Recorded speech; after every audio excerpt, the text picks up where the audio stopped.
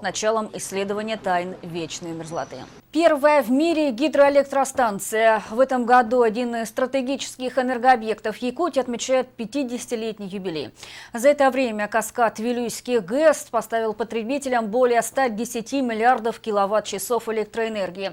Сегодня ГЭС обеспечивает энергией жителей Западной Якутии и Вилюйской группы районов. Также от этого зависит работа добывающей промышленности.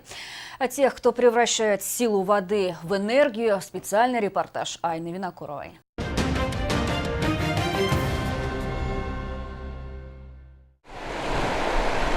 В зоне ответственности Александры Тимоховой уникальное сооружение 20 века. Гидротехник вот уже 50 лет наблюдает за техническим состоянием плотины первой в мире гидроэлектростанции на вечной мерзлоте. Ответственность на нас очень высокая, и это понимают все работники и нашего цеха, и всего каскада Вилюйский ГЭС, потому что от нас зависит, будем так говорить, жизнь. Даже не только работа промпредприятий, но и жизнь во всем западном районе. Поэтому, конечно, а как не гордиться результатами своего труда? Вилюйское водохранилище работники станции между собой называют морем. Уровень воды искусственного моря постоянно регулируется. Эти зрелищные кадры сняты во время весеннего водосброса. Открытие своеобразных ворот сегментного затвора весом более 500 тонн является долгожданным событием для жителей поселка Чернышевский. Территория, с которой собирается вода в Вилюйское водохранилище, составляет почти 140 тысяч квадратных километров. На этой площади свободно уместились бы Бельгия, Швейцария и Нидерланды вместе взятые. За полувековую историю гидроэлектростанция выработала порядка 110 миллиардов киловатт-часов электроэнергии. Кроме жизни населения, от ее работы зависит вся алмазодобывающая промышленность Якутии. От Айхала Удачного на севере до Передуя и Ленска на юге и западе. Вилюйская группа улусов сейчас переходит на электроотопление. Это тоже дает нам выработку, но и накладывает определенные обязательства по надежности. Уникальный – самое подходящее слово для описания этого энергообъекта. Здесь часть сооружений вырублены прямо в скале. Один из них – машинный зал первой ГЭС. Говоря словами самих энергетиков, это сердце станции. Именно здесь рождается электроэнергия. За это отвечают 4 агрегата. Работники гидроэлектростанции шутят, что в машинном зале можно проводить соревнования по бегу на королевской дистанции. Длина коридора составляет около 100 метров. Кроме больших агрегатов, здесь место нашлось и редким для Якутии растениям. Зал украшают деревья лимона и мандарина.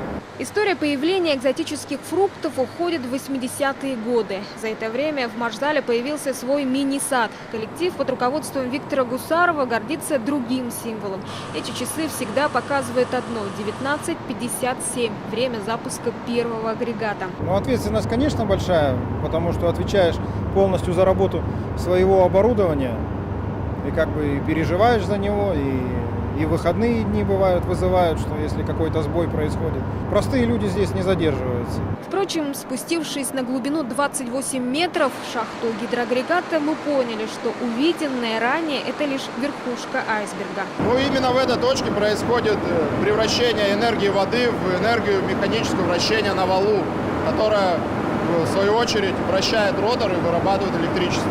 Дальше в дело вступают специалисты электротехнического цеха. Разряженный воздух, запах озона и звуки электричества. В таких условиях работают те, кто доставляет свет потребителям.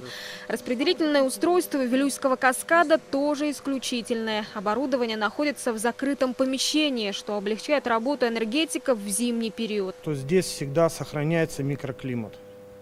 Какая бы ни была погода на улице, здесь всегда или минус 20, или плюс 20. Это все от специфики работы выключателей воздушных. Мозг станции – центральный щит управления. Из этого зала Николай Демченко и его коллеги ведут круглосуточное наблюдение и оперативное управление всеми процессами на каскаде. Элементарно перепутать два ключа, и они выполняют абсолютно разные функции. То есть можно как бы набрать нагрузку, а можно отключить генератор. Также вот на этих двух мониторах. То есть можно нажать одну кнопку, а укнется потом всему району. Сегодня бесперебойную работу гидроэлектростанции обеспечивают около 300 человек разных профессий. После трудового дня мужская часть большого коллектива собирается в местном спорткомплексе. Энергетики входят в число лучших спортсменов поселка и района. Вот уже много лет они возглавляют рейтинги в настольном теннисе и футболе. У нас ежедневно проводятся тренировки, то есть по расписанию работники у нас, именно расписание стараемся под работников ГЭС, поскольку они составляют основную массу посетителей. Так что жизнь у нас спортивная кипит. И, надеюсь, она не будет угасать никогда. 8 утра в поселке Чернышевский. Автобус забирает очередную смену рабочих. И так каждый день по 3 рейса туда и обратно. Слесарь Анатолий Перелыгин ездит по этому маршруту вот уже 34 года. На каскаде работают его дети. Она нас и кормит, и одевает, и обувает. Она действительно градообразующая или поселкообразующая, как правильно сказать.